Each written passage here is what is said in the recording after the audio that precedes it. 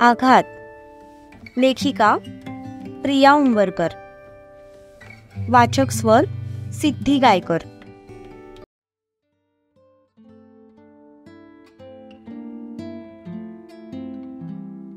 शिवा तिला घेऊन गाडीपर्यंत आला.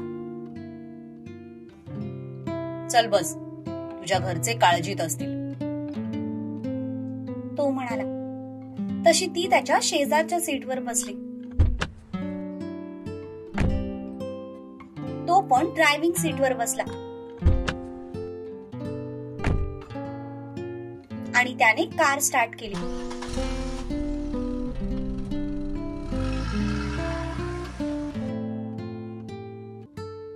जेव्हा ते तिथून मेन रस्त्याला लागले तेव्हा शिवाने त्याचा फोन हातात घेतला. आता नेटवर्क आलं होतं. सत्यजितने अजयचा नंबर त्याला पाठवला होता, त्यामुळे लगेचच त्याने त्या नंबरवर कॉल लावला.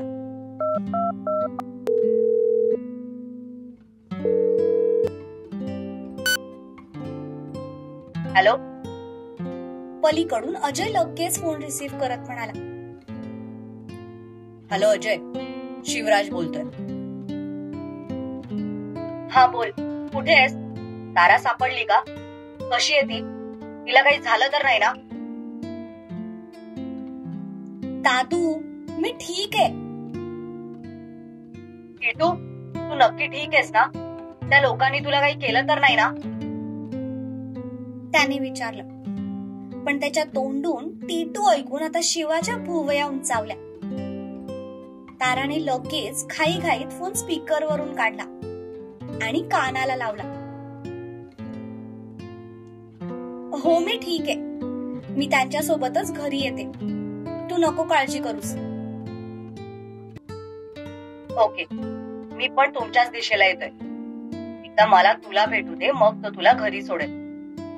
फोन दे त्याच्याकडे. हा बोल, शिवा म्हणाला.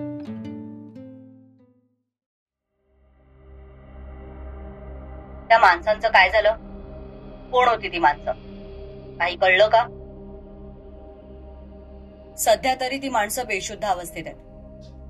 कोणीतरी सलीम भाई म्हणून आहे. माझ्या माणसांनी त्या सगळ्यांना ताब्यात घेतलंय. हॉस्पिटलमधून डिस्चार्ज मिळाल्यावर तू त्यांना ताब्यात घेऊ शकतोस. शिवा म्हणाला. पण त्याच्या तोंडून सलीम भाईचं नाव ऐकून आता अजयच्या कपाळावर किंचित आठ्या पसरल्या. तिच्या किडनॅपिंगला कुठेतरी आपणच जबाबदार आहोत याची जाणीव होता त्याच्या काळजात धस्स झालं. आज शिवराज जर तिथे वेळेत पोहोचला नसता तर काय झालं असतं हा विचार करूनच त्याच्या अंगावर सरसरून काटा आला. मी तुमच्यापासून फक्त 10 मिनिटांच्या अंतरावर आहे. आल्यावर बोलू. ओके, असं म्हणत शिवाने फोन ठेवून दिला.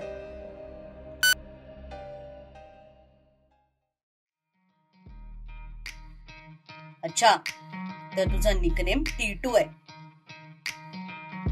ते लहानपणी म्हणायचे, आता नाही म्हणत. दादू थोडा इमोशनल झाला होता ना, त्यामुळे भावनेच्या भरात बोलून गेला. तिने काहीतरी द्यायचं म्हणून उत्तर दिलं. तसा तो गालात हसला. मध्येच तो हसायचा थांबला आणि काहीतरी विचार करू लागला. त्याच्या चेहऱ्यावरून तिला ते लगेच समजलं. काय झालं? कसला विचार करताय? विचार करतोय की जर तुझं आणि माझं नाव एकत्र केलं तर काय हॅशटॅग बनेल? हॅशटॅग शिवतारा. नाही, ते इतकं छान नाही वाटत. तू आता जे नाव म्हणालीस त्यातले 2 शब्द काढ आणि खाली काय उरतंय ते सांग. हॅशटॅग शिरा. हा, हे भारी वाटतंय. तसा पण शिरा माझा फेवरेट आहे. मला नाही आवडले हे नाव. ओके, मग जर आपण तुझं टीटू नाव कन्सिडर केलं तर काय हॅशटॅग बनेल? हॅशटॅग टिवा, नाहीतर हॅशटॅग टिटवा. तो म्हणाला आणि स्वतःच्याच पाणचट जोकवर हसायला लागला. ती मात्र खूप रागात त्याच्याकडे बघत होती. तिच्या चेहऱ्यावरून त्याला कळलं की मॅडम जरा जास्तच तापल्यात. तसं त्याने हाताची मूठ तोंडावर ठेवत कसं असं स्वतःचं हसू कंट्रोल केलं. तो तिला काही म्हणणार तितक्यात समोर 2 गाड्या येऊन थांबल्या. त्यावरून त्याला कळून गेलं की नक्कीच त्या अजयच्या गाड्यात. तसं त्याने पण ब्रेक दाबत कार थांबवली. समोरून अजय घाईघाईने गाडीतून खाली उतरला. त्याला बघून तारा पण खाली उतरली.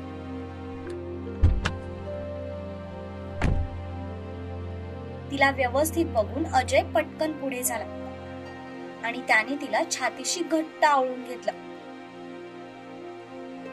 ती किडनॅप झाली आहे हे समजल्यापासून त्याचं चित्त थाऱ्यावर नव्हतं. त्यात आपल्यामुळे किडनॅप झाली आहे हे शिवाकडून समजल्यापासून तर तो अजून घाबरला होता.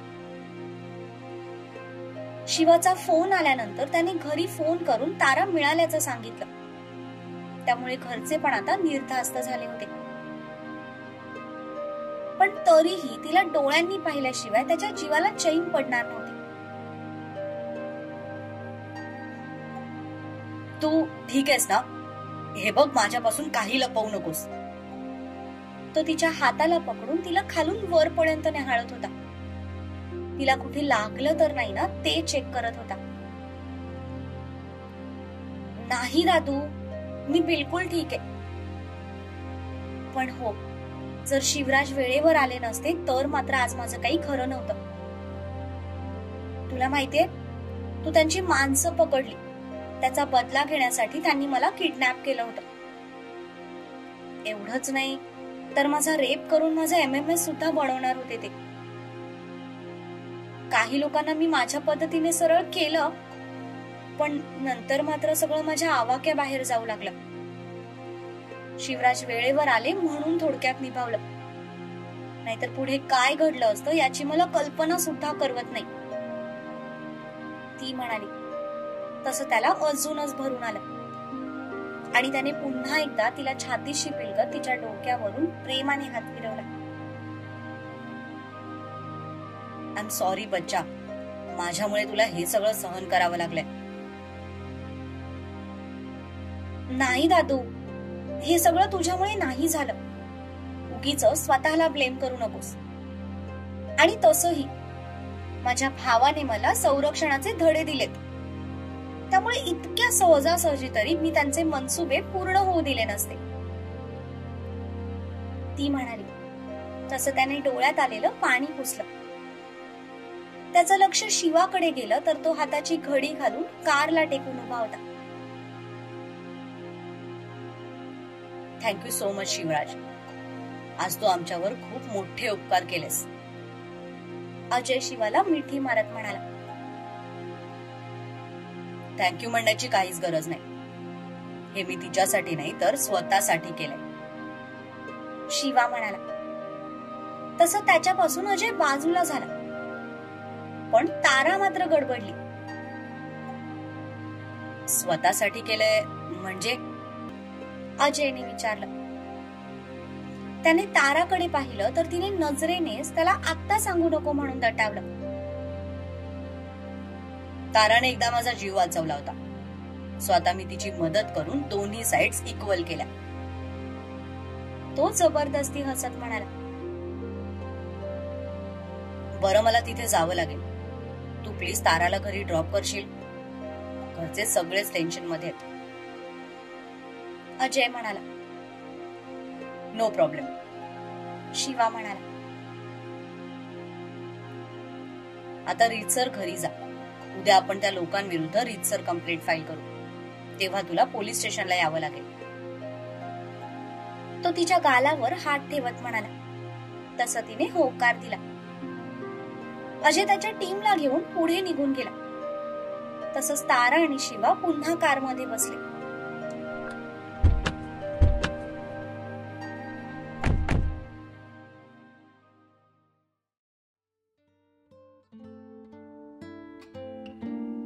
तुम्हाला खरं का सांगू दिलं नाहीस? गाडीत बसल्यावर शिवा तिच्याकडे बघून म्हणाला, कारण हे सगळं सांगण्याची ही योग्य वेळ नाही. ऑलरेडी तो टेन्शन मध्ये आहे. एकदा त्याला बाकी काम व्यवस्थित सेट करू दे, मग आपण घरी सांगू. ठीक आहे, ऍज युअर विश. असं म्हणत त्याने कार स्टार्ट केली आणि दोघे घराच्या दिशेने निघाले. जाता जाता शिवाने सत्यजितला पण कॉल करून तारा सुखरूप असल्याचं कळवलं. तेव्हा कुठे सत्यजितच्या जीवात जीव आला. दोघेही घरी पोहोचले. शिवाने कार बाहेरच थांबवली. तारा खाली उतरली.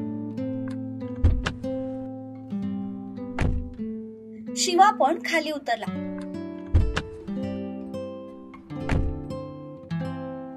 जा, घरचे तुझी वाट बघत असतील. तुम्ही पण चला, ती त्याचा हात हातात घेत म्हणाली.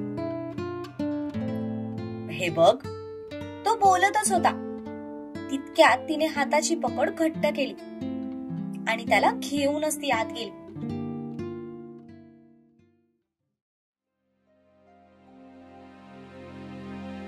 आई, बाबा, ती दारातून म्हणाली. तसं सगळ्यांचं लक्ष त्या दिशेला गेलं. तिला व्यवस्थित बघून सगळ्यांचा जीव भांड्यात पडला. तिची आई तर घाईघाईने पुढे झाली आणि त्यांनी लगेच तिला छातीशी कवटाळलं. तसं शिवाने तिच्या हातातून स्वतःचा हात सोडवून घेतला.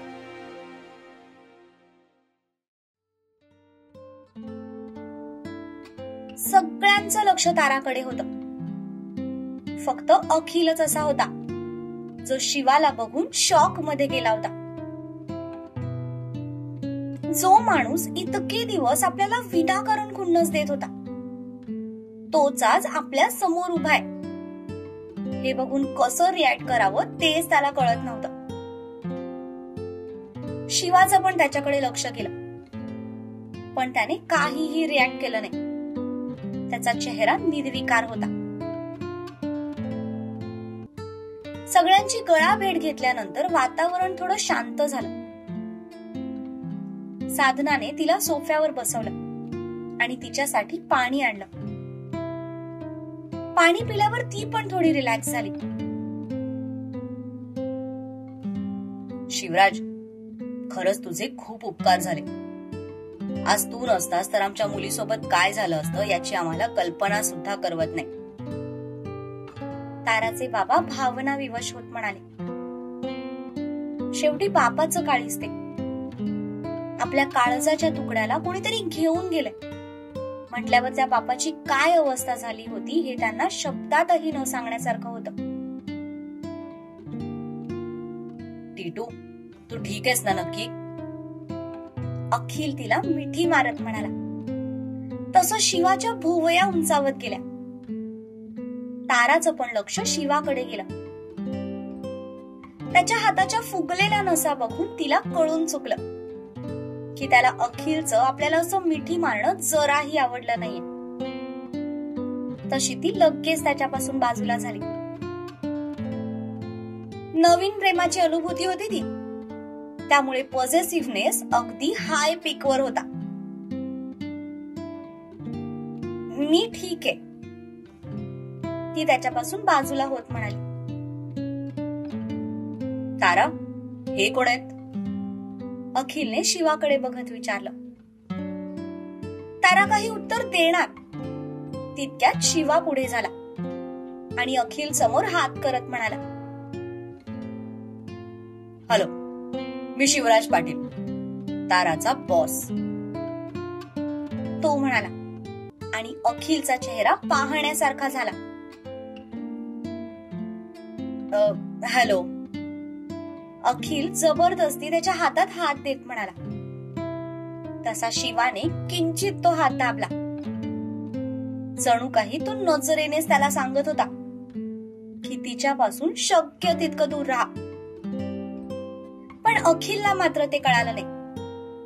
तो नुसताच गोंधळून त्याच्या तोंडाकडे बघत होता. हा माणूस आपल्याला इतकी खुन्नस नेमकी कशासाठी देतो तेच त्याला कळत नव्हतं. एनिवेज, मी निघतो, खूप उशीर झालाय. असं म्हणत शिवाने त्याच्या हातातून हात काढून घेतला आणि आल्या पावली निघून गेला. मी पण जातो आता घरी, आई वाट बघत असेल. काळजी घे. अखिल ताराकडे बघून म्हणाला आणि तो पण निघून गेला. Excuse me mister Shivraj Patil.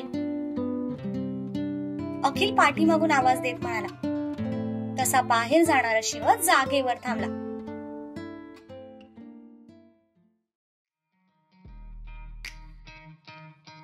Yes, Shiva म्हणाला. मला तुम्हाला काहीतरी विचारायचंय. विचार. तुम्ही मला इतकी खुन्नस का देता? मी नेमकं असं काय चुकीचं वागलोय ज्यामुळे तुम्ही इतके रागाने माझ्याकडे बघत असता? हे बघ बाबा, आता तू विचारतोयस म्हणून सांगतोय. ही जी तुझी बेस्ट फ्रेंड आहे ना, ती आता माझी आहे आणि माझ्या गोष्टीला कोणी हात लावलेला मला अजिबात आवडत नाही. सो इथून पुढे तिच्याशी थोडं अंतर राखून राहा. आय डोंट नो की मला तुझ्याकडून अशा विचित्र वाइब्स काय येतात, पण एक गोष्ट मी तुला आत्ताच क्लिअर सांगतोय की ती तुला फक्त एक चांगला मित्र मानते. त्यामुळे तुझ्या मनात जर तिच्याविषयी मैत्री व्यतिरिक्त काही भावना असतील तर त्या आत्ताच विसरून जा. तुमचं नातं मैत्रीपर्यंतच राहू दे. त्यापुढे जायचा विचार सुद्धा करू नकोस, नाहीतर या शिवाचा तिसरा डोळा उघडायला वेळ लागणार नाही. शिवा त्याच्या खांद्यावर हात टाकत म्हणाला. पण हे ऐकून आता अखिल शॉक झाला. एक मिनिट, आधी मला हे सांगा की तुम्ही हे सगळं फक्त तुमच्या बाजूने बोलताय की ती पण तुमच्यावर प्रेम करते? ऑफकोर्स ती पण माझ्यावर प्रेम करते. मी तुला दुसऱ्यांच्या प्रॉपर्टीवर डोळा ठेवणाऱ्यातलं वाटलो का? शिवा त्याच्याकडे बारीक नजर करून बघत म्हणाला. मला तसं म्हणायचं नव्हतं, फक्त हे रिलेशन दोन्ही बाजूने आहे का ते विचारायचं होतं. अखिल त्याची नजर बघून घाबरत म्हणाला. हे बघ, मी ना तुला सगळं सुरुवातीपासून सांगतो. ऍक्च्युली काय झालं, मी आधी कोल्हापूरला होतो, मग ती कोल्हापूरला आली मला प्रेमात पडायला. पण नंतर तीच माझ्या प्रेमात पडली. मग मी काय तिच्या प्रेमात पडलो नाही, म्हणून मग ती पुण्याला आली. नंतर मग मी तिला स्वतःच्या प्रेमात पाडायला पुण्याला आलो. पण इथे आल्यावर मला कळलं की ती आधीपासूनच माझ्या प्रेमात होती. तिचं प्रेम बघून मग मी तिच्या प्रेमात पडलो आणि अशा प्रकारे आम्ही दोघं एकमेकांच्या प्रेमात पडलो. आता समजलं ना तुला, आम्ही दोघं एकमेकांच्या प्रेमात कसे पडलो ते? शिवाने त्याच्याकडे बघत विचारलं. पण तो मात्र गोंधळलेल्या नजरेने शिवाकडे बघत होता. कोण आधी कोणाच्या प्रेमात पडलं हे तर त्याला कळलं नाही. फक्त ते दोघे एकमेकांच्या प्रेमात आहेत एवढंच त्याला कळलं. अखिलच्या सगळं डोक्यावरून गेलं होतं, पण तरीही त्याने हो म्हणत मान डोलवली. Anyways, congratulations. पण तिचा बेस्ट फ्रेंड या नात्याने मी तुम्हाला एक गोष्ट सांगू इच्छितो की ती खूप डेंजर आहे. त्यामुळे जरा सांभाळून. Thank you bro. ती डेंजर आहे म्हणूनच तिच्या प्रेमात पडलो ना. सस्ती चीजों का हम भी शौक नहीं रखते. शिवा त्याला डोळा मारत म्हणाला. बिझनेस व्यतिरिक्त तुम्ही डायलॉग रायटिंग पण करता का? अखिलने त्याचे मोठे मोठे डायलॉग ऐकून मनातली शंका बोलून दाखवली. नाही, इथे पिक्चर पण आमचा, कास्टिंग पण आमची, डायलॉग पण आमचे आणि गाणी पण फक्त आमचीच वाजतात. आम्ही दुसऱ्यांसाठी काम नाही करत. लोक आमच्यासाठी काम करतात, जसं आता तू करणार आहेस. शिवा त्याचे गाल ओढत म्हणाला. मी काय काम करणार? तिचा बेस्ट फ्रेंड कोण आहे? मी. तिला लहानपणापासून कोण ओळखतं? मी. तिचा स्वभाव कोणाला जास्त चांगला माहितीये? मला. मग तिच्याविषयी मला सगळी माहिती कोण देणार? अर्थातच मी. गुड. मग तेच मला तुला सांगायचंय. तिला काय आवडतं काय नाही याची डिटेल माहिती मला पाहिजे. उद्या सकाळपर्यंत तू मला सगळं देशील अशी अपेक्षा करतो. मी इथे समोरच्याच घरात राहतो. लिस्ट बनवून झाली की मला द्यायला विसरू नकोस. चल बाय. Good night.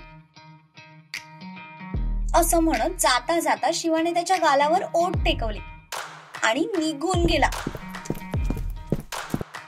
अखिल मात्र शॉक लागल्यासारखा स्वतःच्या गालावर हात ठेवून त्याला जाताना बघत होता. अरे काय विचित्र प्राणी आहे हा. आणि तारा अशा मुलाच्या प्रेमात पडले. डोकं तर ठिकाणावर आहे ना तिचं. अखिल त्याच्या पाठमोऱ्या आकृतीकडे बघून स्वतःशीच म्हणाला.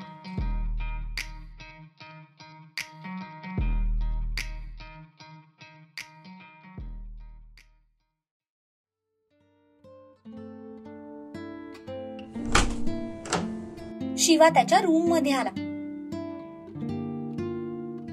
कपडे चेंज करून त्याने शॉवर घेतलं.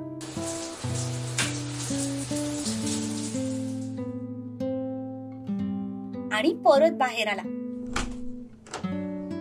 तितक्यात त्याच्या फोनची रिंग वाजली.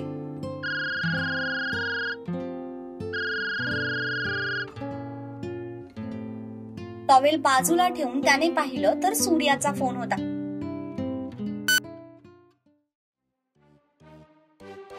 हा बोल चंद्रा. शिवा फोन रिसीव्ह करत म्हणाला. तसं सूर्याने कानाला लावलेला फोन हातात घेतला आणि आपण करेक्ट नंबरला फोन लावलाय की नाही ते एकदा चेक केलं.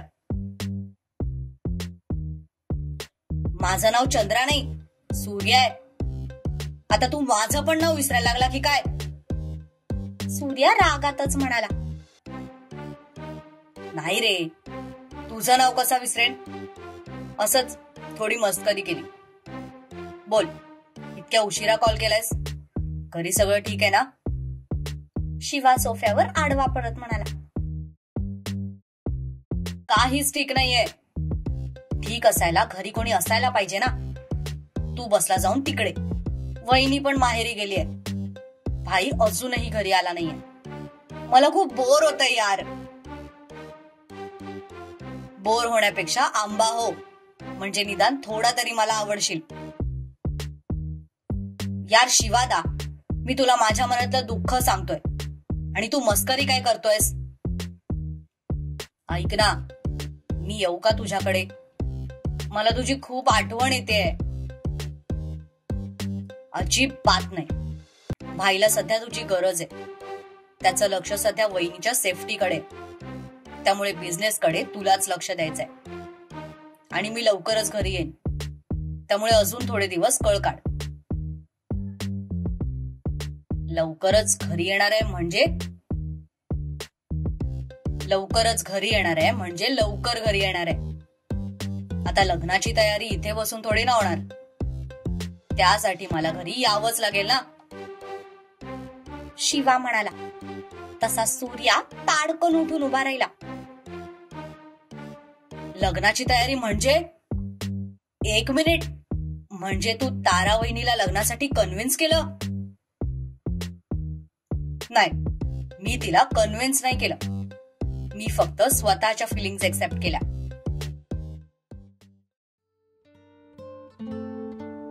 यु नो व्हॉट, तिचं आधीपासूनच माझ्यावर प्रेम होतं. मला तिच्याबद्दल एक ओढ जाणवत होती, पण तिच्याबद्दल असलेला राग इतका तीव्र होता की मी माझ्या फिलिंग्स एक्सेप्टच करत नव्हतो. असं म्हणत शिवाने पुण्याला आल्यानंतर घडलेली सगळी हकीकत सूर्याला सांगितली, अगदी ताराच्या किडनॅपिंग पर्यंत. हे सगळं ऐकून तर सूर्या डोक्याला हात लावून सोफ्यावर बसला. ते सगळं मरू दे, आधी तू मला सांग, तू ठीक आहेस ना? तुला कुठे लागलं तर नाही ना? नाही यार, मी अजिबात ठीक नाहीये. शिवा त्याच्या हृदयावर हात ठेवत म्हणाला. काय होतंय तुला? कुठे लागलंय मला सांग. सूर्या घाबरून म्हणाला. इथे लागलंय, खूप जोरात लागलंय हृदयावर. छोटे, आय जस्ट कांट बिलीव्ह की मी प्रेमात पडलोय, ते पण त्या फाफट पसाराच्या. शिवा बेडवर आडवा पडत म्हणाला. तसं सूर्याने खूप जोरात कपाळावर हात मारून घेतला. एक कुवारा फिर गया मारा, फस गया देखो ये बेचारा. त्याचं बोलणं ऐकून सूर्याला एवढंच आठवलं.